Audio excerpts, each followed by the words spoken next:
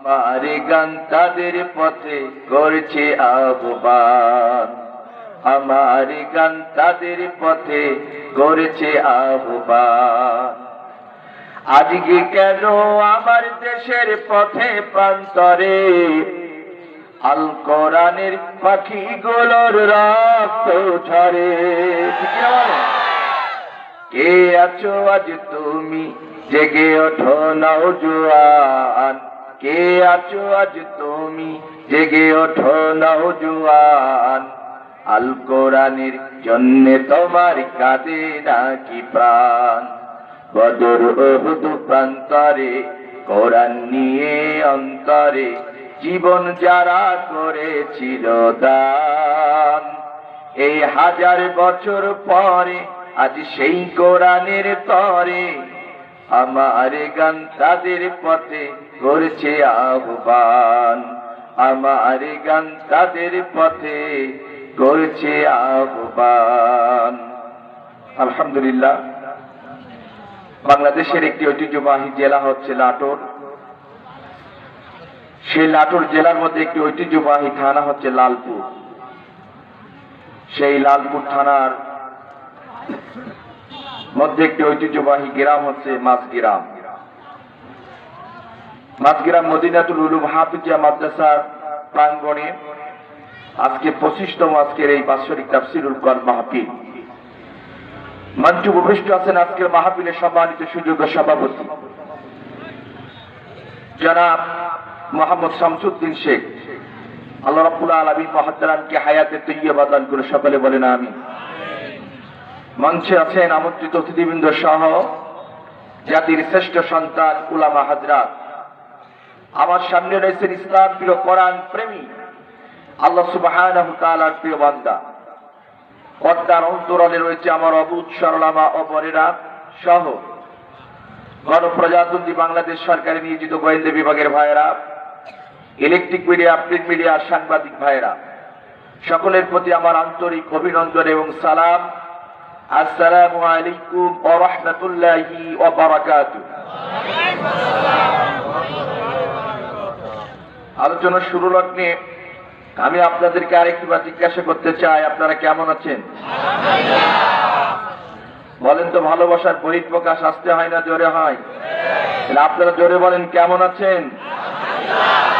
শুকরান যে মহান রব্বুল আলামিন আমাকে আপনাকে ভালোবেসে ভালো রেখে এই প্রচন্ড শৈত্য আবহাওয়ার মধ্যেও শীতকে অতিক্রম করে করোনার এই প্রাদুর্ভাবের মধ্যে পৃথিবীর শ্রেষ্ঠ কিতাব, শ্রেষ্ঠ গ্রন্থ আল কোরআনুল কারীমের কিছু কথা বলার এবং শোনার যে মনিব, যে রব আমাকে আপনাকে সুযোগ তৈরি করে দিলেন, এই জন্য সেই মহান রব্বুল আলামিনের দরবারে তার দেওয়া পবিত্র জবান দিয়ে সম্মিলিত কণ্ঠে আরেকটি বার উঁচু আওয়াজে বলি আলহামদুলিল্লাহ। লাখো কোটি দরুদ ও সালাম জ্ঞাপন করি সাইয়্যিদুল মুরসালিন রাহমাতাল লিল আলামিন, যিনি একটি অসভ্য জাতিকে সভ্য জাতি পরিণত করেছিলেন, সোনালী সমাজ কায়েম করে গোটা বিশ্বের মানুষকে শান্তির বার্তা দিয়েছিলেন। তিনি আর কেউ নাই, তিনি আমাদের নবী জনাবে মুহাম্মদুর রাসূলুল্লাহ সাল্লাল্লাহু আলাইহি সাল্লাম। মাগফিরাত কামনা করি ওই সকল মর্দে মুজাহিদদের জন্য যারা পৃথিবীর বিভিন্ন প্রান্তে কোরআনের দাওয়াত থেকে নির্যাতিত হয়ে শাহাদাতের পেয়ালা পান করেছেন। আল্লাহ তাবারক ওয়া তাআলা তিনাদেরকে প্রকৃতপক্ষে শহীদ হিসাবে কবুল আর মঞ্জুর করেন, সকলে বলেন আমিন। সম্মানিত হাজিরিন, যেহেতু রাত গভীর হয়েছে, আমি ভূমিকা বেশি না পড়ে নির্ধারিত আয়াতের আলোকে বক্তব্য পেশ করার জন্য চেষ্টা করবো ইনশাআল্লাহ। আমি গতকালকেও ছিলাম কক্সবাজার, 3 দিন প্রোগ্রাম না করে বেড রেস্ট ছিলাম কক্সবাজারে। অত্যন্ত অসুস্থ আমি, কণ্ঠ দিয়ে কথাই বাহির হচ্ছিল না। আলহামদুলিল্লাহ আজকে একটু ভালো লাগছে। আপনাদেরকে জিজ্ঞাসা করতে চাই, আজকের এই মাহফিলে এসে আপনারা খুশি না বেজার? কোরআনের মাহফিলে এসে খুশি না বেজার?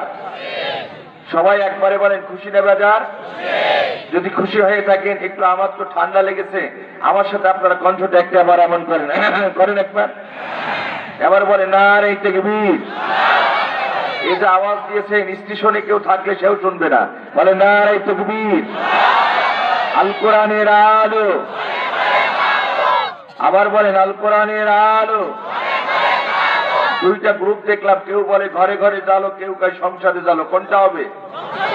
এই তো আপনারা বলেন, আমি বলবো না, কোনটা হবে? আল কোরআনের আলো।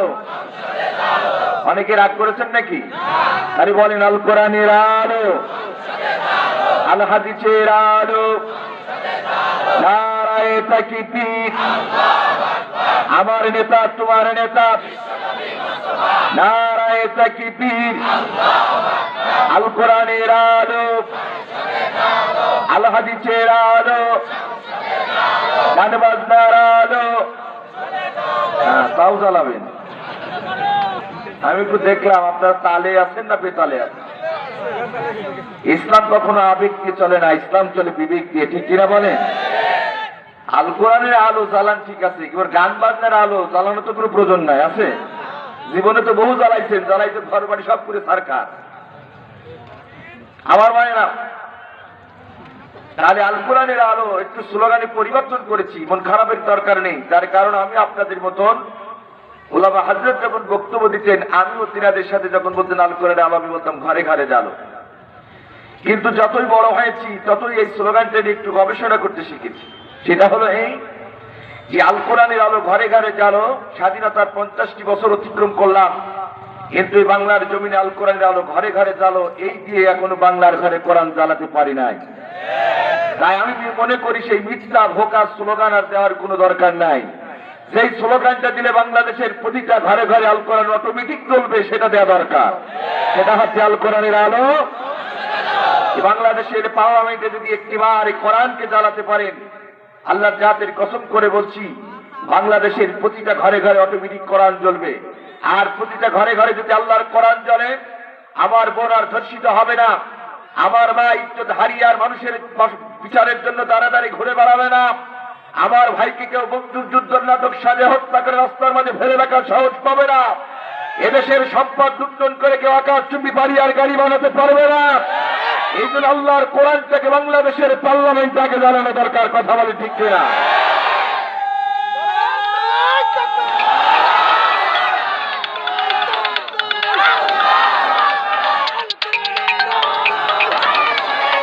আমার ভাইয়েরা, আপনারা কি কষ্ট পাচ্ছেন নাকি? তাহলে আলোচনা হবে কোরআন থেকে ইনশাআল্লাহ। আমি কোন রাজনৈতিক বক্তব্য দেব না, এতটুকু ওয়াদা দিলাম। তার কারণ আমরা মোল্লা মৌলবী মানুষ। আমি আগামী দিনে মেম্বার হব, চেয়ারম্যান হব, উপজেলা চেয়ারম্যান হব, এমপি হব, এই স্বপ্ন এখানে আসি নাই। তার কারণ রাজনৈতিক নেতৃবৃন্দ যারা, তারা দেবে রাজনৈতিক বক্তব্য, আমরা উলামা হযরত তিনারা করবে রাজনীতি, আমরা করব কোরআনের নীতি। তার কারণ কোরআন কার কিতাব? এ কোরআন পৃথিবীর কোন দলের দলীয় গ্রন্থ নয়। এটা বাংলাদেশ আওয়ামী লীগ যারা করে তারা বলতে পারবে না আমাদের কিতাব, এমপি ভাইরাও বলতে পারবে না কোরআন আমাদের কিতাব। তবলিগ জামাত বলেন, চরমনা বলেন, আটরশি বলেন, জামাতবাগী বলেন, জাসদ বলেন, বাসদ বলেন, কমিউনিস্ট বলেন, বাংলাদেশের কোন নেতা কোন দলের কর্মী বলতে পারবে না যে কোরআন তাদের কিতাব। ঠিক না বেটি?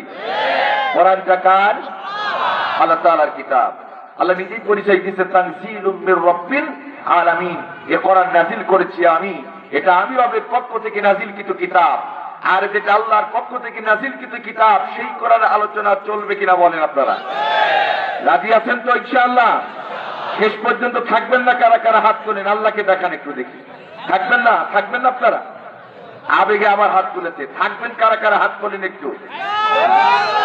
এটার নাম কি? আল্লাহ দেখছে, ওয়াদা করেছেন। এখন যাবেন কি থাকবেন আপনার ব্যাপার। আসেন এবার মূল আলোচনার দিকে যেতে চাই। আমার ভাইয়েরা, বাদ মাগরিব থেকে নিয়ে উলামা হযরত কোরআন ও হাদিসের আলোকে বক্তব্য রেখেছেন। আমার পূর্বের আলোচকেরা বক্তব্য রেখেছেন। একজন এদেশের হাজারো তরুণদের আগামী দিনের উজ্জ্বল নক্ষত্র, তরুণ মুফাসসির, বিশিষ্ট আলেমে দ্বীন হাফেজে কোরআন হযরত মাওলানা আবু সাঈদ সাহেব, আল্লাহ রাব্বুল আলামিন মুহতারামের কণ্ঠকে ইসলামের জন্য কবুল করে নিক। সকলে বলেন আমিন। আমি আসার পূর্বে পর্যন্ত বক্তব্য রেখে যিনি ধন্য করেছেন, এই জনপদের প্রতিটা মানুষের হৃদয়ের স্পন্দন, টেকনাফ থেকে তেতুলিয়া, রূপসা থেকে পাথুরিয়া, বাংলাদেশের অসংখ্য জেলায় যার পদচারণা। আমি যখন হাফতান করি তখন ভাইয়ের আলোচনা শুনতাম। বিশিষ্ট আলেমে দ্বীন হযরতুল আল্লাহ হযরত মাওলানা আইয়ুব আলী ফারুকী সাহেব, আল্লাহ তাআলা মুহতারামের কণ্ঠক ইসলামের জন্য কবুল আর মঞ্জুর করে সকলে বলেন আমিন। আমার ভাইরা, এই যে আলোচকগুলো বক্তব্য রেখেছেন তিনারা কোরআন এবং হাদিসের আলোকে, ঠিক না বেঠিক? এই কোরআন এবং হাদিসের আলোচনা শুনতে ভালো লাগে না খারাপ লাগে? আমার আপনার ভালো লাগে, কিন্তু ভারাক্রান্ত হৃদয় নিয়ে কথা বলতে হয়। আজ বুকের মধ্যে রক্তের খরস্রোতা বয়ে যায়, তবু আমরা জাতি কাউকে কিছু বলতে পারি না। পৃথিবীর শ্রেষ্ঠ কিতাব মহাগ্রন্থ কুরআনুল কারীমের আলোচনা হবে। আজ এমনও 90% দেশে, 90% মুসলমানের দেশে, শাহজালালের দেশ, খানজাহানের দেশ, হাজী শরীয়তুল্লাহর বাংলাদেশ, যে দেশে মসজিদে মুয়াজ্জিন আযানের ধ্বনির মধ্যে দিয়ে জাতির সকালে ঘুম ভাঙে, যে দেশে মসজিদে মুয়াজ্জিন আযানের ধ্বনির মধ্যে দিয়ে এ জাতি সারা নামাজ পড়ে রাতের বেলায় ঘুমাতে যায়, সে দেশে আজ এদেশের হক মুলতামা হযরত যখন কোরআন এবং হাদিসের আলোকে বক্তব্য দিতে চায়, এক ধরনের নব্বাবুঝের আবির্ভাব করেছে। তারা এই আদেশের উলামা হযরতদের কণ্ঠকে স্তব্ধ করার ষড়যন্ত্র লিপ্ত হয়। কথা বলে ঠিক না? এমনকি সুযোগ পেলে কোরআনের মাহফিলকে 144 আইন জারি করে বন্ধ করার ষড়যন্ত্র করে আছে না নাই? কিন্তু মোবারকবাদ জানাই, স্যালুট জানাই এই লালপুরের ওসি মহোদয়, কেউ মহোদয়, এলাকার রাজনৈতিক নেতৃবৃন্দ দল মতে উঠছে, যারা আজকে কোরআনের মাহফিলের পারমিশন দিয়েছেন। ওগো রব্বুল আলামিন, তুমি তাদেরকে কোরআনের রঙে রঙিন বানায় দাও, তাদেরকে প্রকৃত কোরআনের খাদিম হিসাবে কবুল করে দাও। সকলে বলেন আমিন। আমার ভাইয়েরা, আসুন তাহলে এখন আলোচনা হবে কোরআন এবং হাদিসের আলোকে। এই কোরআন এবং হাদিসের আলোচনা শোনার আগে দুটি কথা আপনাদের কাছে আগে বলতে চাই। নাম্বার 1, এই কোরআনুল কারীম পৃথিবীতে আল্লাহ কেন আগে পাঠিয়েছে, এটা আজকে মুসলমান জাতিদের আগে জানা দরকার। আজ আমরা ভুলে গেছি এই কোরআনুল কারীম। আমরা অনেকেই মনে করি কোরআন পৃথিবীতে প্রেরণ হয়েছে, কোরআন শরীফ দেখবো একটা করে চুমা খাবো, কোরআন শরীফ, এর জন্য কোরআন নাযিল হয়েছে। কোরআন দেখা মাত্র বুকের মধ্যে জড়িয়ে ধরবো, হাগো কোরআন শরীফ, এর জন্য নাযিল হয়েছে। আমরা অনেকেই মনে করি কোরআন নাযিল হয়েছে চুমা খাওয়ার জন্য, ঝাড় ফুকের জন্য, তাবিজ কবজের জন্য। মানুষ মরে যাবে, মাথার কাছে খতম করে 14 গোষ্ঠী সহ জান্নাতে ঢুকাই দেব, এর জন্য বুঝি হয়তো কোরআন দুনিয়াতে নাযিল হয়েছে। আসলে কি তাই? কি জন্য নাযিল হয়েছে সেই ইতিহাসটা জেনে আমি মূল আলোচনার দিকে যেতে চাই। সম্মানিত হাজিরিন, খুব মনোযোগ দিয়ে স্বল্প সময় আলোচনা করব ইনশাআল্লাহ। হ্যাঁ, এই কোরআনুল কারীম আল্লাহ তাআলা কেন পাঠিয়েছে এটা একটু জানা দরকার। মহাগ্রন্থ কোরআনুল কারীমের সূরাতুল ইব্রাহিমের প্রথম নম্বর আয়াতের মধ্যে আজ থেকে 1450 বছর আগে আমার আল্লাহ সুবহানাহু ওয়া তাআলা গোটা বিশ্বের মানুষদেরকে জানিয়ে দিলেন, ও পৃথিবীর মানুষেরা, এই 30 পারা কোরআন আমি আল্লাহ পাক রব্বুল আলামিন দুনিয়ার মধ্যে প্রেরণ করেছি মিনাজ যুলুমাতি ইলান নূর, অন্ধকার থেকে মানুষগুলোকে আলোর পথ দেখানোর জন্য। সুবহানাল্লাহ বলবেন না? মুসলমান ভাইরা আমার, আল্লাহ রাব্বুল আলামিন এই কোরআনুল কারীমকে দুনিয়ার মধ্যে চুমা খাওয়ার জন্য পাঠাই নাই, তাবিজ কবজের জন্য পাঠাই নাই, জারফুকের জন্য পাঠাই নাই। আজ থেকে 1450 বছর আগে গোটা বিশ্বের মানুষদেরকে আল্লাহ পাক রব্বুল আলামিন কোরআনুল কারীমের সূরাতুল ইব্রাহিমের প্রথম নম্বর আয়াতের মধ্যে জানিয়ে দিলেন, ও পৃথিবীর মানুষেরা, তোমরা শুনে যাও, আমি আল্লাহ পাক রব্বুল আলামিন এই 30 পারা কোরআন দুনিয়ার মধ্যে নাযিল করেছি মিনাজ যুলুমাতি ইলান নূর, অন্ধকার থেকে মানুষগুলোকে আলোর পথ দেখানোর জন্য। এখন প্রশ্ন আসতে পারে, হুজুর, সেই অন্ধকারের পথগুলোকে একটু বলে দিলে ভালো হয়, ঠিক না ঠিক? আল্লাহ রাব্বুল আলামিন তো পৃথিবীর মানুষেরা, অন্ধকারের পথ হচ্ছে শিরকিয়াতের পথ, অন্ধকারের পথ হচ্ছে কুফরিয়াতের পথ, অন্ধকারের পথ হচ্ছে বেদাতের পথ, অন্ধকারের পথ হচ্ছে সন্ত্রাসীর পথ, অন্ধকারের পথ হচ্ছে ইফতিজিং এর পথ, অন্ধকারের পথ হচ্ছে ধর্ষণের পথ, অন্ধকারের পথ হচ্ছে নির্বিচারে ভালো মানুষগুলোকে রাস্তার মাঝে বন্দুক যুদ্ধের নাটক সাজায় হত্যা করার পথ। কথা বলেন ঠিক কিনা? অন্ধকারের পথ হচ্ছে জনগণের ম্যান্ডেট হরণ করে এই পৃথিবীতে কোন একটা চেয়ারকে জোর করে দখল করে নেওয়ার পথ। কথা বলেন ঠিক কিনা? অন্ধকারের পথ হচ্ছে সুদের পথ, অন্ধকারের পথ হচ্ছে ঘুষের পথ, অন্ধকারের পথ হচ্ছে জনগণের সম্পদ লুণ্ঠন করে আকাশ বাড়িয়ারি গাড়ি বানানোর পথ, এগুলো সব হচ্ছে অন্ধকারের পথ। এই পথগুলো থেকে মুক্তি দেওয়ার জন্য আজ থেকে 1450 বছর আগে আবার আল্লাহ পাক রব্বুল আলামিন কোরআন নামক কিতাব দুনিয়ার মধ্যে প্রেরণ করেছে। সুবহানাল্লাহ বলে। কার কথা? আল্লাহ তাআলার কথা। এই পথগুলো থেকে জাতিকে মুক্তি দেওয়ার জন্য আল্লাহ তাবারক ওয়া তাআলা আজ থেকে 1450 বছর আগে এই কোরআনুল কারীম নাযিল করে গোটা বিশ্বের মানুষদেরকে জানিয়ে দিয়েছেন এই পথগুলো থেকে মুক্তি দেওয়ার জন্য শুধুমাত্র কেবলমাত্র একমাত্র আমি আল্লাহ দুনিয়াতে নাযিল করেছি কোরআন। সুবহানাল্লাহ বলে। এটা হলো কোরআন নাযিলের কারণ। এবার আসুন, এই কোরআনুল কারীমের বিধান যদি কোনো মানুষ দুনিয়াতে মেনে নেয় তাদের লাভ হবে না ক্ষতি হবে? আল্লাহ রাব্বুল আলামিন কি বলে একটু দেখেন। আল্লাহ রাব্বুল আলামিন বলে, ও পৃথিবীর মানুষেরা, আমি আল্লাহ পাক রব্বুল আলামিন যেই 30 পারা কোরআনুল কারীম দুনিয়ার মধ্যে নাযিল করেছি, আমার এই কোরআনুল কারীমের বিধান যদি একজন মানুষ ব্যক্তিগত জীবনে, পারিবারিক জীবনে, সামাজিক জীবনে, রাজনৈতিক অঙ্গনে, আন্তর্জাতিক পরিমণ্ডলে আমার এই কোরআনুল কারীমের বিধান যদি কোনো মানুষ মেনে নেয় তাহলে ওই মানুষগুলো লাভ হবে কি? আল্লাহ তাআলা সূরাতুল বাকারার 38 নম্বর আয়াতের মধ্যে গোটা বিশ্বের মানুষদেরকে জানিয়ে দিলেন, ও পৃথিবীর মানুষেরা, তোমাদের লাভ হবে কি তোমরা শুনে যাও। ফামান তাবিয়া হুদায়া ফালা খাউফুন আলাইহিম ওয়ালা হুম ইয়াহজানুন। আল্লাহু আকবার। আল্লাহ রাব্বুল আলামিন, ও পৃথিবীর মানুষেরা, এই কোরআন নামক কিতাব যে আমি প্রেরণ করেছি, এই কিতাবকে যদি কোনো মানুষ দুনিয়ার মধ্যে মেনে নেয় তাহলে তার দুনিয়াতে কোনো চিন্তা থাকবে না, টেনশন থাকবে না। সে চিন্তা মুক্ত, টেনশন মুক্ত সমাজের মধ্যে বাস করবে। সুবহানাল্লাহ বলবেন না? কার বিধান মানলে চিন্তা মুক্ত থাকা যায়? আর আমরা মানি কার? আল্লাহর। এখন আমরা পৃথিবীতে শান্তি খুঁজি অ্যারিস্টটলের মতাদর্শে, শান্তি খুঁজি লেনিনের আদর্শে, শান্তি খুঁজি কারোর চেতনার মধ্যে, শান্তি খুঁজি প্লেটোর মতাদর্শের মধ্যে, শান্তি খুঁজি মানুষের তৈরি করা কোন আইনের মধ্যে। কথা বলেন ঠিক কিনা? কিন্তু লালপুর থানার ভাইয়েরা, ঈশ্বরদী থানার ভাইয়েরা, এই পৃথিবীতে অ্যারিস্টটল বলেন, প্লেটো বলেন, কার্ল মার্কস বলেন, লেনিন বলেন, আর মানুষের তৈরি করা আইন বলেন, আর কারোর চেতনা বলেন, এইগুলো দিয়ে কিয়ামত পর্যন্ত কোনদিন শান্তি আসতে পারে? পারে না। যদি শান্তি আনতে চাও, আল্লাহ প্রশ্ন আউট করে দিয়েছেন সূরাতুল বাকারার 38 নম্বর আয়াত, তার দলিল, ফামান তাবিয়া হুদায়া ফালা খাউফুন আলাইহিম ওয়ালা হুম ইয়াহজানুন। বান্দা, দুনিয়াতে শান্তি পেতে চাও, টেনশন মুক্ত সমাজ করতে চাও, চিন্তা মুক্ত সমাজে বাস করতে চাও, তাহলে আমার কোরআন ছাড়া বিকল্প কোনো পথ। কার কথা? কার কথা? আল্লাহর কথা। এখন সেই কোরআনের বিধান মানা বাদ দিয়ে যদি মানুষের তৈরি করা আইন কেউ ঘাড়ের উপরে জোর করে চাপিয়ে দেয়, মানা যাবে? মানা যাবে? তার কারণ আমরা জাতিতে কি মুসলিম। Islam is the complete code of life. ইসলাম একটি পূর্ণাঙ্গ জীবন ব্যবস্থার নাম। ইন্না দীনা ইনদাল্লাহিল ইসলাম।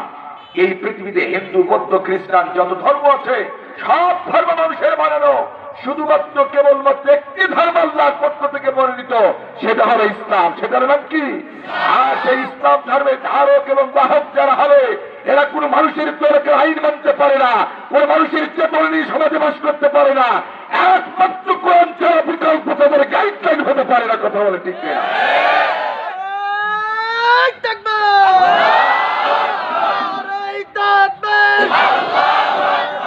ইসলামের শত্রুরা হুঁশিয়ার সাবধান। আমার ভাইরা, আপনারা কি ঝিমিয়ে গেছেন? আমরা তো জাতিতে মুসলিম। The sword of Tipu Sultan, তিনি বলেছেন 1000 বছর সিরিগালের মতন বেঁচে থাকার থেকে একবার সিংহের মতন বেঁচে থাকা উত্তম। আমরা তো জাতিতে মুসলিম। ইতিহাস ভুলে গেলে চলবে না। মুসলমান ওই যে 313 জন নিরস্ত্র সাহাবী, যাদের কোনো অস্ত্র ছিল না, 1000 সৈন্যের মোকাবেলা করে বদরের রণাঙ্গন করে কালেমা ঘোষিত পতাকা উত্তোলন করে বিজয় ছিনিয়ে নিয়েছিল। আমরা সেই জাতি যে দেশের 90% মুসলমান, সে দেশের মুসলিম সংখ্যাগরিষ্ঠতা বেশি। সেই মুসলমানদের আওয়াজ আজকে নিচে হওয়ার কারণে আজ বাতিলের আওয়াজ রাষ্ট্রের মধ্যে উঁচু হয়েছে। মুসলমানদের আওয়াজ কিছু হওয়ার কারণে আজ মুসলমানদেরকে বিভিন্ন দল, বিভিন্ন গোষ্ঠী, বিভিন্ন ধরনের কুরুচিপূর্ণ বক্তব্য দেওয়ার সাহস পাচ্ছে। কথা বলে ঠিক কিনা? অতএব মুসলমানদের আওয়াজ হতে হবে সিংহের মতন। রাজি আছেন? ইনশাআল্লাহ। আমরা কাউকে গালি দেব না। আল্লাহর নামে স্লোগান দিলে এক শ্রেণীর মানুষের কলিজায় ঠাস ঠাস করে লাগবে, তবে লাগে লাগুক, তবু আমরা এই স্লোগানের পক্ষে। ঠিক না বেটি? আল্লাহ কবুল করুক। সকলে বলেন আমিন। আমার বলেনা, তাহলে কোরআনের আলোচনা শুরু করার আগে বলেছিলাম, এই কোরআনের আলোচনা শুরু করার আগে দুটি কথা বলবো। নাম্বার ওয়ান, কোরআন পৃথিবীতে চুমা খাওয়ার জন্য পাঠাই নাই, আমরা জানলাম কি জন্য পাঠিয়েছে। আল্লাহ বলছে নূর, আমি অন্ধকার থেকে মানুষগুলোকে আলোর পথ দেখানোর জন্য। নাম্বার টু, এই কোরআনের বিধান মানলে কি হবে? আল্লাহ তাআলা বলছে দুনিয়াতে তার কোনো চিন্তা থাকবে না, টেনশন থাকবে না। হামান তাবিয়া হুদায়া ফালা খাউফুন আলাইহিম ওয়ালা হুম ইয়াহজানুন। তারা দুনিয়াতে চিন্তা এবং টেনশন মুক্ত বাস করবে। সুন্দর একটি সমাজ, সুন্দর একটি রাষ্ট্র জাতিকে উপহার দিতে পারবে যদি আমার কোরআনের বিধান দুনিয়াতে কেউ মেনে। এতটুকু কি ক্লিয়ার বোঝা যায়? এইবার আসুন, সেই কোরআন থেকে এখন আলোচনা হবে। আমি আজকে মহাগ্রন্থ আল কুরআনুল কারীমের সূরা আনফালের 30 নম্বর আয়াতে কালিমা তেলাওয়াত করেছি। কত নম্বর? খুব মনোযোগ দিয়ে শুনবেন ভাইরা। এই সূরাটি আছে এই মহাগ্রন্থ আল কুরআনুল কারীমের 9 নম্বর পারার 8 নম্বর সূরা। কত নম্বর পারার? 9 নম্বর পারার 8 নম্বর সূরা। সূরাটির নাম সূরায়ে আনফাল। কি নাম বললাম? সূরায়ে আনফাল, যার আয়াত সংখ্যা 75টি, রুকু সংখ্যা 10টি। যেই সূরাটা নাযিল হয়েছে মদিনায়। কোথায়? মদিনায়। মনে রাখবেন, রেকর্ড করতে পারেন, লিখে রাখতে পারেন। কালকে গিয়ে চার দোকানে গিয়ে আবার বলেন না হুজুর কোরআন হাদিসের কথা বলি নাই, যা বলেছে রাজনীতি করেছে, এই কথাগুলো আবার বলেন না। আলোচনা শুরু করলাম আমি। আজকের আলোচনার সাবজেক্ট মহাগ্রন্থ আল কুরআনুল কারীমের 9 নম্বর পারা 8 নম্বর সূরা। সূরাটির নাম সূরায়ে আনফাল, আয়াত সংখ্যা 75টি, রুকু সংখ্যা 10টি। এই সূরাটা নাযিল হয়েছে মদিনায়। আর এই সূরাটির মধ্য থেকে আমি 30 নম্বর আয়াত কালিমা তেলাওয়াত করেছি, তার উপর আলোচনা করব ইনশাআল্লাহ। আয়াতটা হলো কি? ওয়াইদ ইয়ামকুরু বিকাল্লাযীনা কাফারু লিইসবিতুকা আও ইয়াকতুলুকা আও ইখরিজুকা ওয়া ইয়ামকুরুনা ওয়া ইয়ামকুরুল্লাহ আল্লাহু খায়রুল মাকিরিন। এতটুকু কি ক্লিয়ার? কোরআনের মধ্যে আছে তো আবার ইনশাআল্লাহ। এইবার আসুন, এই আয়াতের আলোচনা করার আগে আমার ভাইয়েরা, এই আয়াতের আলোচনা করার আগে এই আয়াত সম্পর্কে একটু তথ্য আমাদেরকে জানা দরকার। সেটা হলো এই সূরাটির এই 30 নম্বর আয়াতে কালিমা তেলাওয়াত করেছি। এর তাফসীর করার আগে আমাদের জানতে হবে এর স্বর্ণবাদ, এরপরে তার প্রেক্ষাপট, এরপরে মূল আলোচনা। তাহলে আমরা একটু স্বর্ণবাদে চলে যাই। সেটা হলো এই, আল্লাহ রাব্বুল আলামিন কি বলছেন এই আয়াতের মধ্যে? ওয়াইদ ইয়ামকুরু বিকাল্লাযীনা কাফারু। নবীজি আপনি স্মরণ করুন, কাফেরেরা আপনার বিরুদ্ধে ষড়যন্ত্র করছে। কি যন্ত্র? কি যন্ত্র? ষড়যন্ত্র। লিইসবিতুকা শব্দের অর্থ 1 নম্বর ষড়যন্ত্র, আপনাকে তারা নজরবন্দি করবে। কি বন্দি? উলামায়ে কেরাম আছে, জিজ্ঞাসা করবে। আও ইয়াকতুলুকা, 2 নম্বর ষড়যন্ত্র হচ্ছে ওরা আপনাকে হত্যা করবে। কতলা শব্দের অর্থ কি করা? হত্যা করা। 3 নম্বর হচ্ছে আও ইখরিজুকা, নবীজি আপনাকে তারা এই মাতৃভূমি মক্কা থেকে চিরতরে বিতাড়িত করে দেবে। কি করে দেবে? বিতাড়িত করে দেবে। ওয়াইদ ইয়ামকুরু বিকাল্লাযীনা কাফারু, নবীজি আপনি স্মরণ করুন, কাফিরগণ আপনার বিরুদ্ধে ষড়যন্ত্র করে, লিইসবিতুকা আপনাকে নজরবন্দি করবে, আও ইয়াকতুলুকা আপনাকে হত্যা করবে, আও ইখরিজুকা না হয় দেশ থেকে চিরতরে বিতাড়িত করে দেবে। আল্লাহ রাব্বুল আলামিন এর পরিপ্রেক্ষিতে বলছে, আল্লাহ রাব্বুল আলামিন বলতেছেন ওয়া ইয়ামকুরুনা ওয়া ইয়ামকুরুল্লাহ আল্লাহু খায়রুল মাকিরিন। যারা ষড়যন্ত্র করে এবং আল্লাহ হচ্ছে সব থেকে বড় কৌশল করেন এবং আল্লাহ হচ্ছে সব থেকে বড় কৌশল সুবহানাল্লাহ বলে, সুবহানাল্লাহ বলে। এটা হলো স্বর্ণবাদ। এবার এই আয়াতের প্রেক্ষাপট একটু জানা দরকার। সেটা হলো এই, রাসূল করিম সাল্লাল্লাহু আলাইহি সাল্লাম নবুয়তের আগে মক্কায় তিনি ভালো মানুষ ছিল না খারাপ মানুষ ছিল? সবাই বলেন ভালো মানুষ ছিল। কেমন ভালো মানুষ? কাফেররা তাকে আলামিন বলে ডাকতেন, সাদিক বলে ডাকতেন, আমানতদার বলে ডাকতেন। মক্কার কাফেররা তাদের নেতার কাছে কোনো সম্পদ থেকে তারা নিরাপদ মনে করত না, কিন্তু বিশ্বনবী সাল্লাল্লাহু আলাইহি ওয়াসাল্লামের কাছে তাকে রাখা তারা নিরাপদ মনে করতে। আমার ভাইরা, সেই নবী যখন 40 বছর পূর্ণ হলো, নবুয়ত প্রাপ্তি হলেন, মক্কার মানুষদের কাছে ইসলামের দাওয়াত, কালেমার দাওয়াত যখন দিতে লাগলো, তৎকালীন যুগে মক্কার একটা অবৈধ প্রেসিডেন্ট ছিল। কি ছিলেন? অবৈধ প্রেসিডেন্ট। জনগণের তার সমর্থন ছিল না, কিন্তু জোর করে ক্ষমতা দখল করেছিল। তার নাম ছিল মিস্টার আবু জেহেল। কি নাম বললাম? একবারে বলেন কি নাম? আবু জেহেল। ইনি ছিলেন মক্কার অবৈধ প্রেসিডেন্ট। ইনি চিন্তা করলো, এই মুহাম্মদ, একে আলামিন বলতাম, সাদিক বলতাম, খুব ভালো ছেলে। এই ছেলে হঠাৎ করে এখন যে কালেমার দাওয়াত দিচ্ছে, এই কালেমার দাওয়াত যদি এই মক্কাতে অবাধে প্রচার করতে দেওয়া যায়, 3 দশকের ব্যবধানে এর কথা সুন্দর, মুআমালাত মুআশারাত সুন্দর, এ যার সাথে মিশবে সে তার প্রেমে পড়েছে, কালেমা পড়ে মুসলমানিত্ব গ্রহণ করবে। আর এই কাজ যদি করতে দেওয়া যায়, আমি আগামী দিনে এই মক্কার যে প্রেসিডেন্ট, আমি আর প্রেসিডেন্ট থাকতে পারবো না, আমার নেতৃত্ব জনগণ আর কেউ মেনে নেবে। এই জন্য তিনি শুরু করে দিলেন ষড়যন্ত্র। এই আয়াতের মধ্যে বিশাল ব্যাখ্যার মধ্যে আল্লাহ তাআলা সেটাই গোটা বিশ্বের মানুষদেরকে জানিয়ে দিলেন। কি কি ষড়যন্ত্র করলেন তার ব্যাখ্যা আবার আমি আপনাদেরকে করতে চাই। মুসলমান ভাইরা না, তাহলে বোঝা গেল রসুল ভালো মানুষ ছিলেন, খলুকিল আযীম, যার চরিত্রের মধ্যে উত্তম চরিত্রের অধিকারী ছিলেন, যার চরিত্রের মধ্যে কলঙ্ক লেপন করার সাহস আজ পর্যন্ত কেউ নাই। সেই নবী কালেমার দাওয়াত দেওয়ার অপরাধে তার বিরুদ্ধে কি হয়েছিল? জয় বলেন। তাহলে সেই রসুলের উত্তরসূরি, ইন্নাল উলামা ওয়ারাসাতুল আম্বিয়া, যে নবী বিদায় হজের সময় বলেছিলেন, ইয়া আইয়ুহাল হাদিরুন, হে উপস্থিত তাওহীদি জনতা, আনা খাতামান নবিয়্যিন, আমি তোমাদের শেষ নবী, লা নবিয়্যা বাদি, আমার পরে কোন নবী রাসূল আইবে না।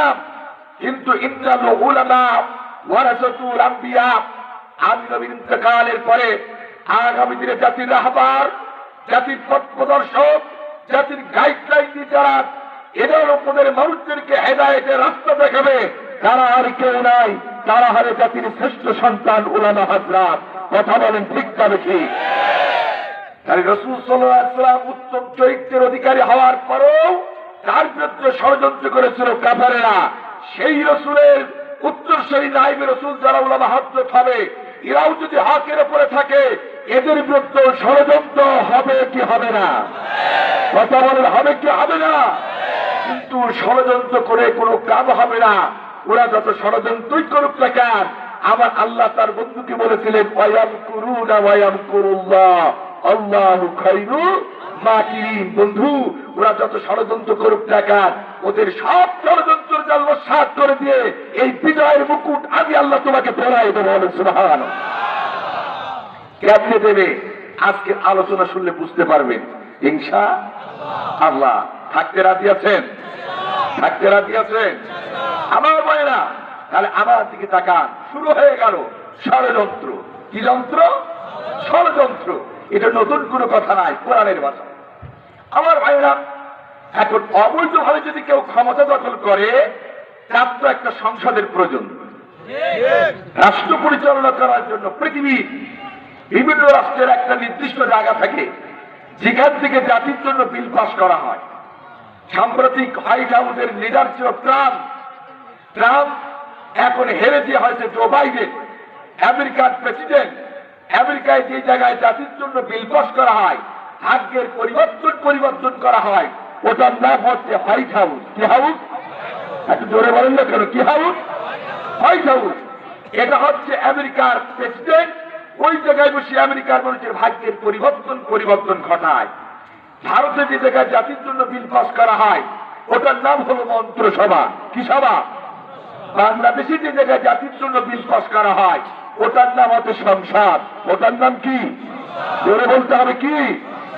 ঠিক আবু জেহেল ছিল মক্কার অবৈধ প্রেসিডেন্ট, কিন্তু তারও একটা সংসদ ছিল যার নাম ছিল দারুন নদওয়া। কি না? দারুন নদওয়া। এটা ছিল আবু জেহেলের সংসদ। এই জায়গায় বসে আবু জেহেল মক্কার মানুষের ভাগ্যের পরিবর্তন ঘটাতে বিভিন্ন বিল আইন পাস করতে। তাহলে আবু জেহেল এখন মক্কার অবৈধ নেতা, তার সংসদের নাম কি? দারুন নদওয়া। কোরআনুল কারীম বলতেছে, আল্লাহ নবী বিশ্বনবী সাল্লাল্লাহু আলাইহি সাল্লাম কালেমার দাওয়াত দিচ্ছে, এই অপরাধে দারুন নদওয়ায় বসে গেলেন আবু জেহেল। একটা অবৈধ সরকার যখন গঠন হয়ে যায়, তার কিছু মন্ত্রী ক্যাবিনেটের প্রয়োজন হয় কি হয় না? জোরে বলেন। আবু জেহেল তৎকালীন যুগে 49 জন ব্যক্তিদের কিনে একটা মন্ত্রী ক্যাবিনেট গঠন করলেন। কেমন ক্যাবিনেট? আবু জেহেলের ধর্মমন্ত্রী যিনি হলেন মক্কার পাওয়ারফুল ব্যক্তি, যার নাম ছিল আবু লাহাব। কি নাম? এ ভালো লোক ছিল না খারাপ লোক ছিল? কেমন খারাপ?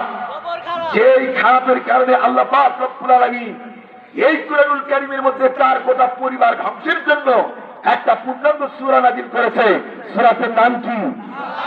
এই আবু লাহাব ধর্মমন্ত্রী হওয়ার কারণে, কেউ যদি মন্ত্রী হয় তাদের বউদের পাওয়ার কম না বেশি? আবু জেহেল তার ক্যাবিনেটের ধর্মমন্ত্রী আবু লাহাব হওয়ার কারণে তার মন্ত্রী ছিলেন মক্কার সভানেত্রী, যার নাম ছিল জামিলা। জামিলা শব্দের অর্থ সুন্দরী। এই নারী খুব রূপবতী ছিলেন, কিন্তু নিজের টাকা দিয়ে নাই, পরের টাকা মেরে সাজুগুজু করতে খুব পছন্দ করতেন। এইরকম নেতা, এইরকম চরিত্র আবু লাহাবের পরিবর্তন আজও দুনিয়ার অনেক রাষ্ট্রে আছে না নাই?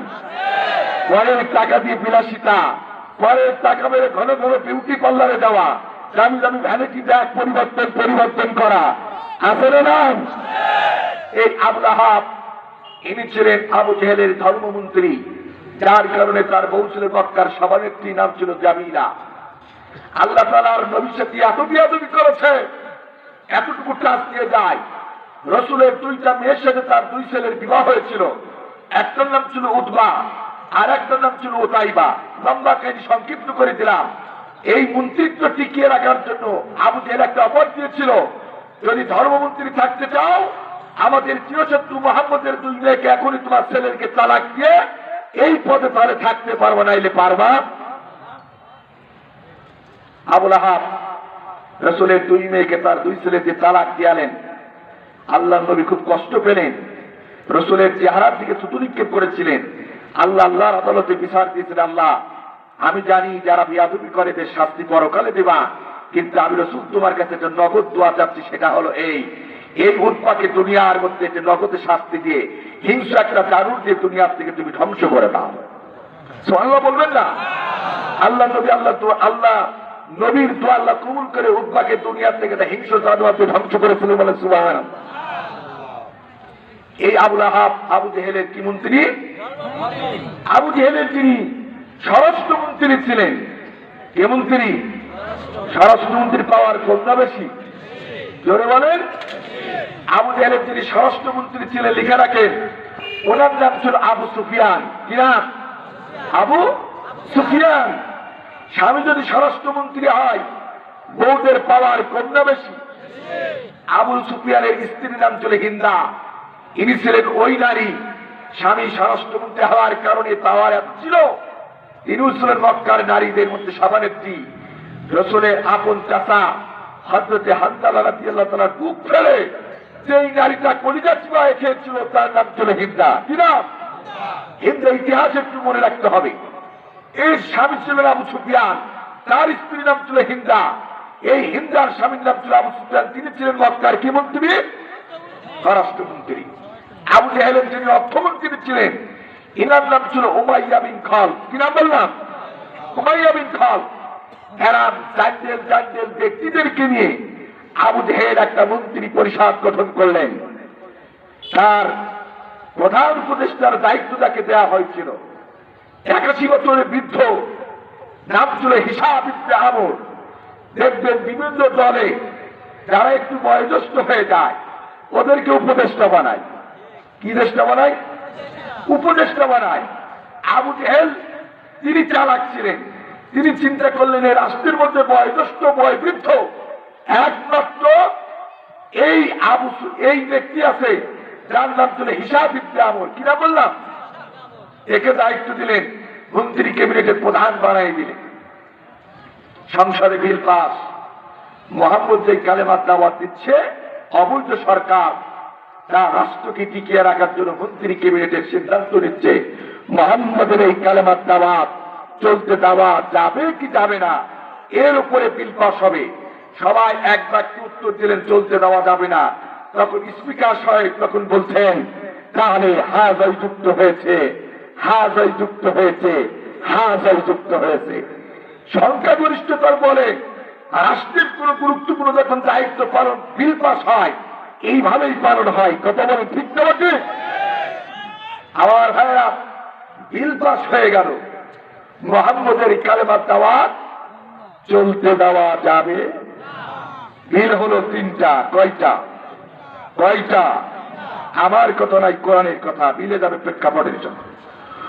وَإِذْ يَمْكُرُ بِكَ الَّذِينَ كَفَرُوا لِيُثْبِتُوكَ أَوْ يَقْتُلُوكَ أَوْ يُخْرِجُوكَ وَيَمْكُرُونَ وَيَمْكُرُ اللَّهُ وَاللَّهُ خَيْرُ الْمَاكِرِينَ। বন্ধুগণ, ইতিহাসের পাতার দিকে চোখ পড়াও। তুমি যে 7 দিনের দাওয়াত দিচ্ছ এটা আবু জেহেল পছন্দ করে নাই, যার কারণে তোমার বিরুদ্ধে দারুণ দোয়াই বসে বিল পাস করেছে 3টা। 1 নম্বর, হয়তোবা তোমাকে তারা নজরবন্দি করবে। কি বন্দি?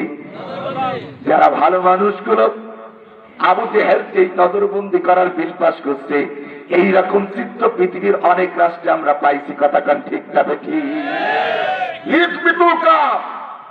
তোমাকে নজরবন্দি করবে। নজরবন্দি মানে হলে ওই ব্যক্তির জনপ্রিয়তা ওই এলাকায় আছে, ওকে একটা ঘরের মধ্যে আটকায় রাখো, দূর থেকে প্রশাসন তাকে তদারকি করবে, কারোর সাথে মিশতে দেবে না, কথা বলতে দেবে না। তাদের একটাই ভয়, যদি কথা বলতে দেওয়া যায় ওর আদর্শ, ওর চরিত্র মাধুর্যতা থেকে ওর হাতে হাত দিয়ে ওর আদর্শ গ্রহণ করবে। আর ওর আদর্শ গ্রহণ করা মানে আমাদের এমপি পার্টি হওয়া। কথা বলে ঠিক কিনা? আছে না নাই? অনেক হক্কানি আলেমদের পৃথিবীর অনেক রাষ্ট্রে এরকম নজরবন্দি করা হয়েছে, তার ইতিহাস আমরা জানি। কথা বলে ঠিক কিনা? যাদের অপরাধ ছিল না, অপরাধ একটাই, রাসূল করিম সাল্লাল্লাহু আলাইহি ওয়াসাল্লাম যেমন কালেমার দাওয়াত দিতে সত্যের পক্ষে থেকেছে, এই সত্যের পক্ষে হকের পক্ষে থাকার কারণে আল্লাহ নবীকে যেমন নজরবন্দি করার সিদ্ধান্ত নিয়েছে, অবৈধ সরকার পৃথিবীর অনেক রাষ্ট্রে এই হকপন্থী মানুষগুলো ষড়যন্ত্র করেছে। কথা বলে ঠিক কিনা? 1 নম্বর ষড়যন্ত্র কি? নজরবন্দি। তৎকালীন যুগে আল্লাহ রসুলের পক্ষে করেছে, এখনো আছে না নাই? তাহলে মিলে যাচ্ছে। 2 নম্বর, নবীজি এই কালেমার দাওয়াত দেওয়ার কারণে ইতিহাসের পাতার দিকে একটু চোখ বুলান, ওরা আপনার বিরুদ্ধে ষড়যন্ত্র করেছে। আও ইয়াকুতুলুকা, অর্থাৎ কতলা শব্দের অর্থ হত্যা করা। ওরা বুঝি আপনাকে আর দুনিয়াতে বাঁচিয়ে রাখবে না। যখন একটি ফুটন্ত গোলাপ এলাকার মধ্যে ফোটে, যেই গোলাপ তখন ফেন্সিডিল খায় না, ইয়াবা সেবন করে না, পিতৃ চিহ্ন শিক্ষকের গায়ে হাত দেয় না, সুন্দরী রমণী দেখলে মাথা নিচু করে থাকে, এমন ফুটন্ত গোলাপ গুলোকে পৃথিবী অসংখ্য স্বৈরাচার দুনিয়ার থেকে হত্যা করা ষড়যন্ত্র করে। কথা বলে ঠিক কিনা? আমার ভাইয়েরা, আবু জেহেল তার ব্যতিক্রম করে নাই। রসুলের বিরুদ্ধে 2 নম্বর ষড়যন্ত্র করলো, মোহাম্মদ বেশি চালটি বাল্টি করলে দুনিয়াতে বাঁচিয়ে রাখা যাবে না, ইতিহাস মিলে যাবে। নাম্বার 3, নবীজি ওরা আপনার বিরুদ্ধে 3 নম্বর ষড়যন্ত্র করেছে, অত্যন্ত হৃদয় এবং বেদনাদায়ক। সেটা কি? আও ইখরিজুকা, খরাজা শব্দের অর্থ বের করে দেওয়া। নবীজি, এই মক্কাতে আপনি বড় হয়েছে, এই মক্কার আলো বাতাস আপনাকে অনেক আলো বাতাসে বেড়ে উঠেছে। সেই মাতৃভূমিতে আপনার গগনচুম্বী জনপ্রিয়তা দেখে ওরা ভয় পায়। তাই বুঝি হয়তো বা এমন সিদ্ধান্ত নিয়েছে তারা আপনাকে মাতৃভূমিতে রাখবে না, এদেশ থেকে চিরতরে বিতাড়িত করে দেবে, নির্বাসিত করে দেবে। এই ষড়যন্ত্র করছেন কে? দেখবেন পৃথিবীতে যখন কারো জনপ্রিয়তা বেড়ে যায়, তার আকাশচুম্বী জনপ্রিয়তা, তার কথোপকথন, তার মুআমালাত মুশারাত, তার চরিত্রের মাধুর্যতা, তার কণ্ঠের মধ্যে কোরআনের আওয়াজ যখন বলঞ্চিত হতে থাকে, পৃথিবীর অসংখ্য স্বৈরাচার তাকে আর রাষ্ট্রের মধ্যে থাকতে দেয় না, তাকে দেশ থেকে বিতাড়িত করার ষড়যন্ত্র করে। কথা বলে ঠিক না ভাই?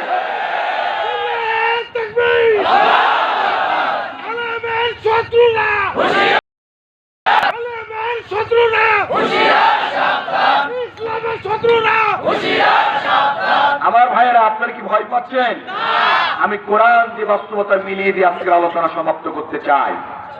একটু অসুস্থ, আমি যত কথা বলছি ততই বুকে ব্যথা এবং ঘেমে যাচ্ছে। অনেক দামি দামি মেডিসিন খাচ্ছি, যার কারণ ভাইরা আমার একটু ভাঙ্গা কণ্ঠে হলেও আজকের আলোচনাটা শুনে যাবেন ইনশাআল্লাহ। আমার ভাইরা আমার, তাহলে ষড়যন্ত্র হচ্ছে কয়টা? তিনটা। এক নম্বর, তাকে হয় নজরবন্দি করতে হবে, নাই হত্যা করতে হবে, নাই দেশ থেকে চিরতরে বিতাড়িত করতে হবে। এখন বলেন, রসুল কার দাওয়াত দিচ্ছেন? জোরে বলেন। সেই আল্লাহ, রসুলের যদি এতগুলো ষড়যন্ত্র হবে, আল্লাহ কি বসে থাকবে? আল্লাহ বলছেন, ওয়ায়ামকুরুনা ওয়ায়ামকুরুল্লাহ আল্লাহু খায়রুল মাকিরিন। বন্ধুরে, ওরা যত ষড়যন্ত্র করুক না কেন, যত বিল পাস করুক না কেন, আমি আল্লাহ তাআলা ওদের সকল ষড়যন্ত্র জাল নস্যাৎ করে দিয়ে আমি যে পৃথিবীর মধ্যে সব থেকে বড় কৌশলবিদ, এটা ওদের মতন জালিমদেরকে আমি দুনিয়ার মধ্যে দেখিয়ে দিতে চাই। কেমন করে দেখাবে? মূল আলোচনার দিকে আবার যাচ্ছি। তাহলে বিল পাস হয়ে গেল, কি হলো? তিনটা কার্যকর হয়ে যাচ্ছে। এখন কোনো কথা নাই। প্রথম বছর বিল পাস করার সাথে সাথে আল্লাহ নবীকে নজরবন্দি করে ফেললেন। কি বন্দি? রসুল এখন নজরবন্দি। এখন বলেন, এই মানুষটা যদি জেলে থাকে, তার তো দু একজন ভক্ত আছে না নাই? আছে না? আল্লাহ নবীকে সেই না নজরবন্দি করলেন, আবু জেহেলের 5টা গোলাম যারা ছিল তারা চিন্তা করলেন, নেতা মোহাম্মদকে নজরবন্দি করলেন, কিন্তু এ তো মক্কার নবী না, এ তো আন্তর্জাতিক ভাবে নবী দাবি করেছে। আল্লাহ নবী কি শুধু মক্কার নবী ছিল? আন্তর্জাতিক ভাবে নবী দাবি করেছে। বলছে তার মানে কি? মক্কা ছিল তৎকালীন যুগে ব্যবসার একটা প্রাণ কেন্দ্র। কি কেন্দ্র? এই মক্কাতে ঢুকতে গেলে 12টা রাস্তা ছিল। কয়টা? এই 12টা রাস্তা দিয়ে বিভিন্ন রাষ্ট্রের বণিকেরা ব্যবসার জন্য আসতো। আবু জেহেল চিন্তা করলো, মুহাম্মদ তো শুধু মক্কার নবী নাই, আন্তর্জাতিক ভাবে নবী। এখন একটা সুযোগ এসেছে, ওকে নজরবন্দি করে আমি আন্তর্জাতিক ভাবে তাকে একটু কারারূপ করতে চাই। কি করতে চাই? ধরার পরে অনেকে যাবে কলঙ্ক দেয় কি দেয় না, মিলে যাবে। আলোচনা শুনি। আমার ভাইয়েরা, আল্লাহ নবী আখির জামানার পয়গম্বরকে নজরবন্দি করলেন। নজরবন্দি করার পরে আবার আবু জেহেল তার মন্ত্রীদের কাছে বললেন, এই 12টা রাস্তাতে পৃথিবীর বিভিন্ন রাষ্ট্রের মানুষ মক্কাতে ব্যবসার জন্য আসে। ও আমার মন্ত্রীরা, বুঝতে দাও কেমন করে আন্তর্জাতিক ভাবে তাকে কালারিং করা যায়। 5টা গোলাম কিছু মন্ত্রী ছিল, ডাকটি বলল, মাননীয় প্রাইম মিনিস্টার, এই মোহাম্মদকে যদি আন্তর্জাতিক ভাবে কালারিং করতে হয়, তাহলে মক্কার কিছু ইয়াং জেনারেশন ম্যানেজ করেন, কিছু যুবক আর যুবতী ম্যানেজ করেন, তাদেরকে 12টা রাস্তার মধ্যে দাঁড় করিয়ে দেন, আর আপনার পক্ষ থেকে ঘোষণা দেন রাষ্ট্রভাবে তাদের খাবার দেওয়া হবে। সারা রাত 24 ঘন্টা আগাম কুকাম করবে, কেউ ডিস্টার্ব করবে না। রাষ্ট্রীয় পোশাক দিয়ে রাষ্ট্রীয় পৃষ্ঠপোষকতায় তাদেরকে পাহারা দেবে। এর বিনিময়ে 12টা রাস্তা দিয়ে বহিরাষ্ট্রের লোক যারা আসবে, ওদের কাছে একটা স্লোগান দেবে। স্লোগানটা হলে, এই মক্কাতে একটা পাগল আছে, মতে মোহাম্মদ, মোহাম্মদ মানে পাগল, এই মোহাম্মদ পাগল, মোহাম্মদ পাগল, এই স্লোগানটা 12টা রাস্তার মোড়ে এই মক্কার যুবতীরা দেবে, যুবক আর যুবতীরা দেবে। এদেরকে রাষ্ট্রভাবে পাহারা দেবেন, কেউ যেন তাদের ডিস্টার্ব না করে। দেখবেন তাহলে আন্তর্জাতিক ভাবে মোহাম্মদ কালারিং হয়ে যাবে, ওর কোন যোগ্যতা রাষ্ট্রের মধ্যে বহিরাষ্ট্র থাকবে না। মন্ত্রীরা এই কথা বললেন, আবু জেহেলের পছন্দনীয় হয়ে যায়। রাষ্ট্রের সব যুবকদেরকে ডাকে, যুবকেরা আমাদের রাষ্ট্রের মধ্যে আমাদের চিরশত্রু নাম হল মুহাম্মদ, এই কথা আন্তর্জাতিক নবী দাবি করেছে। আমাদের বাবা বাপ দাদার ধর্মে চুনকালি লাগায়া নতুন একটি ধর্ম প্রচার করে সমাজের মধ্যে সংখ্যাগরিষ্ঠতা লাভ করতে চায়, গতি দখল করতে চায়। তোমরা কি দেবে? যুবকেরা বলে না। তাহলে তোমাদের কাজ করতে হবে, এই মক্কার 12টা পয়েন্টে সকাল বিকাল তোমাদেরকে স্লোগান দিতে হবে। যারা আসছে তাদের সামনে বলবা, মক্কাতে একটা পাগল আছে যার নাম মুহাম্মদ, এর কাছে যে যাবে সে শুধু পাগল হয়ে যাবে। আবু জেহেল যুবক আর যুবতীদের এই কথা বললে তারা বলে, এর বিনিময়ে আমাদের লাভ কি? লাভ হলো তোমরা আকাম কুকাম করবা, কেউ ডিস্টার্ব করবে না। মদ চাইলে মদ পাইবা, নারী চাইলে নারী পাইবা, ভালো ভালো খাবার চাইলে ভালো ভালো খাবার পাইবা। যদি পার নাইট প্রতি যদি কিছু টাকাও রাষ্ট্রীয় কোষাগার থেকে তোমাদের পেছনে ব্যয় করা লাগে তাও দেব। তবু ওই আন্তর্জাতিক ভাবে মুহাম্মদকে জাতির কাছে কলঙ্কিত করতে হবে। এই কাজটা যদি করে দিতে পারো, তোমাদের এই কাজ দাবিগুলো আমি পালন করব। মুসলমান ভাইরা আমার, যুগে যুগে কিছু কুলাঙ্গার যুবক আছে, কিছু অর্থের কারণে নারীর কাছে ইমান বিক্রি করে দেয়। তৎকালীন যুগে যেমন ছিল এখনো আসনে নাই, আসনে নাই। আমার ভাইয়েরা যুবকের যুবতীদেরকে চতুর্দিকে লেলিয়ে দিলেন। 12টা রাস্তার মাঝে বহিরাষ্ট্রের মানুষগুলো যারাই মক্কায় ঢোকে, আল্লাহ নবীর অপরাধ নবী জেলখানায় যে আল্লাহর নবীর অপরাধ নবীকে তারা নজরবন্দি করেছে। আর যারাই আসে স্লোগান দেয় নারী পুরুষ, হে বহিরাষ্ট্রের মানুষেরা শোনো, মতে মোহাম্মদ, মোহাম্মদ মানে পাগল, এই রাষ্ট্রে একটা পাগল আছে, এর কাছে যে যাবে সে শুধু পাগল হয়ে যাবে, এর কাছে যেন তোমরা কেউ যেও না। মুসলমান ভাইরা আমার, এই পৃথিবীতে মদিনার মানুষগুলো ছিল সব থেকে ভদ্র মানুষ। এই মদিনার মানুষগুলোর চিন্তাও ছিল নরম। মদিনার একজন যুবক কাফেলা মক্কার 12টা রাস্তা দিয়ে আসতে গিয়ে তাকিয়ে দেখে, হঠাৎ করে একজন যুবক আর যুবতী ওই রাষ্ট্রের একটা পাগলের নাম বলে স্লোগান দিচ্ছে। তারা চিন্তা করলো, আহারে এই মক্কাতে এতদিন ব্যবসা করলাম, কোন পাগলের নাম শুনলাম না। আরে কেমন পাগল, যাকে ঠেকানোর জন্য দেশের রাষ্ট্রপ্রধান কোটি কোটি মিলিয়ন টাকা ব্যয় করে মনে মনে 12টা রাস্তার মনে মনে যুবক আর যুবতী লেলিয়ে দিয়েছে। আজকে জীবনে বহু ব্যবসা করেছি মক্কায়, আজ ব্যবসা হোক আর না হোক, এই মক্কা থেকে মুহাম্মদ নামক পাগল না দেখে কেউ ঘরে ফিরে যাব না। বহু ব্যবসা করেছি, আজ হঠাৎ করে কি এমন পাগলের আবির্ভাব করলো, তাকে না দেখে আমরা ঘরে ফিরে। মদিনার যুবকগুলো সিদ্ধান্ত নিল, মক্কার মধ্যে প্রবেশ করলেন, স্লোগান চলে, ওরা শুধু কান দিয়ে শোনে, কোন কর্ণপাত। আল্লাহ আকবার বলবেন না। হঠাৎ করে মক্কার মধ্যে ঢোকার পরে যার সাথে দেখা হয় হাত ধরে বলে, হে যুবক, তোমাদেরকে মোহাম্মদ তোমাকে একটা পাগল আছে, এদেশের রাষ্ট্রপ্রধান তাকে নজরবন্দি করে রেখেছে, কোন জায়গায় দেখায় যাওয়া যায়? দেখবেন কোন রাষ্ট্রের রাষ্ট্রনায়ক যদি স্বৈরাচার হয়, তার অধীনস্থ যারা আছে অনেক সময় হক কথা বলতেও ভয় পায়, আছে না নাই? আবু জেহেল ছিল স্বৈরাচার। ওই মক্কার ওই যুবক চিন্তা করলো, এখন যদি মুহাম্মদ যে পাগল ওই যে জায়গায় নজরবন্দি করেছে যদি দেখাই দিই, না জানি ওর কোন লোক যদি শুনে ফেলে রাতের আধারে তুলে গুম করে দিতে পারে, দুনিয়ার থেকে সরিয়ে দিতে পারে, তার কারণ স্বৈরাচারের কি বিশ্বাস আছে? আবু জেহেল খুব কড়া। ওই যুবক দেখাই দিল না। আর একটা যুবকের সাথে দেখা হয়ে যায়। মদিনার কাফেলা ডাকতে বলে, যুবক কাফেলা, তোমাদেরকে মুহাম্মদ নামক পাগল আছে কোথায়, একটু দেখাই দিয়ে যায়। সব যুবক তো কাপুরুষ নাই, ঠিক কিনা? সব যুবক তো ভীরু নাই, ঠিক না? ওই যুবক সাহসিকতার পরিচয় কি বলে, আপনি মহাব্বত নামক সেই ব্যক্তিটাকে দেখতে চান যাকে দেশের রাষ্ট্রপ্রধান এই নবুয়তের আগে তাকে আলামিন বলে রাখতেন, সাদেক বলে রাখতেন। এই মক্কার মানুষগুলো তাকে বিশ্বাস করতে আজ একটা কালেমা জবাব দেওয়ার কারণে যাকে নজরবন্দি করেছে, আন্তর্জাতিকভাবে পাগল বানাতে চেয়েছে, সেই মহাব্বত নামক পাগলকে ওই দেখা যায়, ওই জায়গায় গেলে আপনারা পাইবেন। সুবহানাল্লাহ বলেন।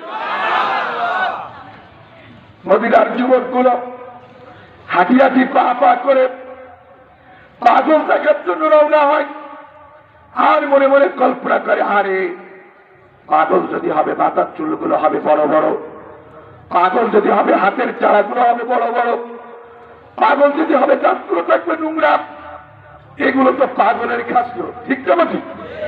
আমার দরদির ভাইয়েরা, সেই না আল্লাহ নবীকে দেখায় যায় ওই রাস্তা থেকে হাঁটি হাঁটি পা পা করে যাইতে গিয়ে হঠাৎ করে বিশ্বনবী আখির জামানার পয়গম্বরকে তারা দেখে ফেলে। দেখার পরে চিৎকার করে ডাক দেয়, আহারে কি সুন্দর একটা নুরানিওয়ালা মানুষ দেখা যায়, যা আমরা মদিনার মানুষ জীবনে কোনোদিন চোখে দেখি নাই। সুবহানাল্লাহ, কি সুন্দর একটা মানুষ দেখা যায় যা আমরা জীবনে কোনোদিন দেখি নাই। আল্লাহ নবী সামনে যখন চলে গেলেন, নবীজি ডাকতে বললেন, কে হে প্রতি, তোমাদের তো দেখে মনে হয় না তোমরা মক্কার লোক, কোথায় তোমাদের বাড়ি? যুবকগুলো ডাকতে বলে, ইয়া মুহাম্মদ। আপনি তার আগে বলেন, আপনি কি সেই মুহাম্মদ? বলে, হ্যাঁ আমি সেই মুহাম্মদ। বলে, তোমরা কারা? বলে, আপনার মদিনার লোক। কেন তোমরা এখানে এসেছো? আমরা এসেছি এই জন্যই, মক্কাতে দীর্ঘদিন ব্যবসা করি, কিন্তু জীবনে কোনোদিন পাগলের নাম শুনি নাই। আজ হঠাৎ করে একজন পাগলের নাম শুনলাম, যার নাম মুহাম্মদ, যাকে দেশের রাষ্ট্রপ্রধান ঠেকানোর জন্য, আন্তর্জাতিকভাবে কারণিং করার জন্য কোটি কোটি টাকা ব্যয় করে ভারতের রাস্তার মধ্যে দাঁড় করিয়েছে। হ্যাঁ, আমাদের ইচ্ছা দেখেছে সেই কেমন পাগল তাকে দেখার জন্য। আপনি তাহলে সেই পাগল মুহাম্মদ? নবীজি ভারাক্রান্ত হৃদয় দিয়ে বলে, হ্যাঁ আমি সেই মুহাম্মদ। মদিনার যুবকগুলো বলে, ইয়া মুহাম্মদ, আপনি পাগল হলে আপনার মাথার চুলগুলো থাকবে উস্কো খুস্কো, দাড়িগুলো থাকবে নোংরা, দাঁতগুলো থাকবে অপরিষ্কার, হাতের চারাগুলো ভালো, কিন্তু আমরা মদিনার যুবক সাক্ষী দিচ্ছি আপনার মতন এত নুরানি হওয়ার চেহারা মানুষ আমরা মদিনার মানুষ কোনোদিন দুনিয়াতে দেখি নাই। বলেন, কেন আপনাকে পাগল বানিয়েছে? আপনি তো পাগল নাই। নবীজি চোখের পানি ছেড়ে দিয়ে বলে, ও মদিনার যুবকেরা, আমি কালেমার দাওয়াত দেওয়ার কারণে, কোরআনের বাণী প্রচার করার কারণে ওরা আমাকে পাগল বানিয়েছে। আসলে আমি পাগল নাই, আমি হলাম আমার আল্লাহর পক্ষ থেকে প্রেরিত রাসূল। বলে সুবহানাল্লাহ। মদিনার যুবকগুলো খুব চ্যালেঞ্জ ছিল, ওদের বুঝতে বাকি রইল না। বলে, মুহাম্মদ, আপনি যে আল্লাহর নবী, এতে করে বোঝা যাচ্ছে এর কোনো সন্দেহ নেই। আসুন, যেই কালেমা আন্তর্জাতিকভাবে লেপন করে আপনার বিরুদ্ধে কুরুচিপূর্ণ বক্তব্য দিয়ে কলঙ্কিত করতে চেয়েছে, সেই কালেমা পরে আপনার হাতে হাত দিয়ে এই মধ্যে মুসলমান হয়ে আন্তর্জাতিকভাবে আপনাকে নবুয়তের স্বীকৃতি দিতে চায়।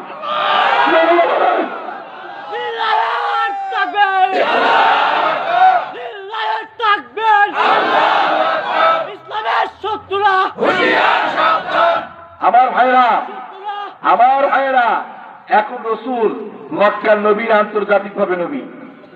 হ্যাঁ, জোরে বলে না কেন? রসুলের বিরুদ্ধে নারী সিলেক্ট করা হলো, স্লোগান দেওয়া হলো। এ বাংলাদেশের মুসলমান, আজ নবীর উত্তরসূরি অসংখ্য রাষ্ট্রের মধ্যে নাইবে রসুলদেরকেও অসংখ্য যুবকদের টাকা দিয়ে, নারী দিয়ে, রাতের পর রাত, দিনের পর দিন প্রশাসন দিয়ে, প্রোটেকশন দিয়ে আন্তর্জাতিকভাবে কারণিং করার জন্য বিভিন্ন কুরুচিপূর্ণ স্লোগান শিখানো হয়েছিল। কিন্তু দেখা গেল এটা বিপরীত। সেই মানুষগুলোর চেহারা নাম চুলের পরে বিভিন্ন আন্তর্জাতিকভাবে আর বিবৃতি আসতে শুরু করলো।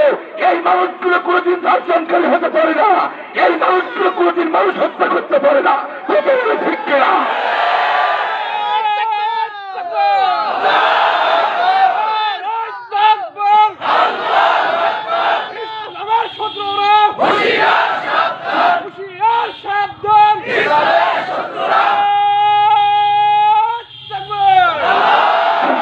আমার ভাইয়েরা, সম্মান দেওয়ার মালিককে, যত স্বৈরাচার ষড়যন্ত্র করে পৃথিবীর কাউকে কষ্ট দিতে চেয়েছে, এই পৃথিবীতে তারা নিকৃষ্ট জাতি পরিণত হয়েছে। কথা বলে ঠিক? আল্লাহ তাকে সম্মান দেবে, পৃথিবীর কোন মানুষ তাকে বেইজ্জতি করতে পারবে পারবে? রসুলকে ষড়যন্ত্র করে আন্তর্জাতিকভাবে কারারিক করতে চাইলো, এখন রসুলের হাতে হাত দিয়ে মদিনার মানুষ কালিমা পড়ে মুসলমান হয়ে আন্তর্জাতিকভাবে নবী হিসাবে এখন স্বীকৃতি লাভ করলো, বলে সুবহান। এই খবর শোনার পর আবু জেহেলের মাথা গরম হয়ে যায়। আবু জেহেল মন্ত্রীদের কিনে তড়িৎ যাওয়ার সিদ্ধান্ত নিল। আমি যাকে আন্তর্জাতিকভাবে কারারিং করতে চাইছি সে এখন আন্তর্জাতিক নবী, কি করা যায়? মন্ত্রীরা আপত্তি দাও। সকল মন্ত্রীরা সিদ্ধান্ত দিল মুহাম্মদকে নজরবন্দি করে হবে না, মুহাম্মদকে চিরতরে আবৃত্ত কারাদণ্ড দিয়ে জেলখানায় ঢোকায় দাও। কিভাবে কোথায় রাখা যায়? আবু জেহেল মক্কায় 8টা কারাগার ছিল। আবু জেহেলের সব থেকে বড় কারাগারটির নাম ছিল শিহাবে আবু তালিব। কি নাম বললাম? এটা ছিল আবু জেহেলের সব থেকে বড় কারাগার।